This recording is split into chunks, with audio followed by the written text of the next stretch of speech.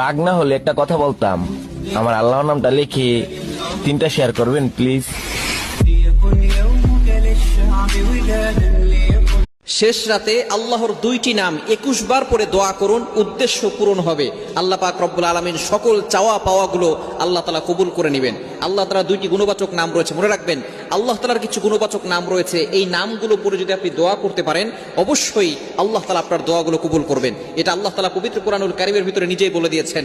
এই 2টি নাম সূরা ইখলাসের ভিতরে রয়েছে। একটা হচ্ছে আল্লাহু আস-সামাদ, খুবই চমৎকার 2টি নাম না?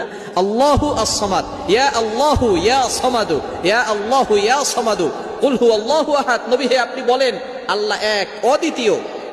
আল্লাহুস সামাদ, আল্লাহ অমুখাপেক্ষী, আল্লাহ কারো প্রতি মুখাপেক্ষী নন। দুনিয়ার সকল মানুষ মুখাপেক্ষী, কিন্তু আল্লাহ কারো প্রতি মুখাপেক্ষী নন। এজন্য আল্লাহ তাআলার এই 2টি নাম 21 বার পড়বেন শেষ রাতে, ইয়া আল্লাহু ইয়া সামাদু।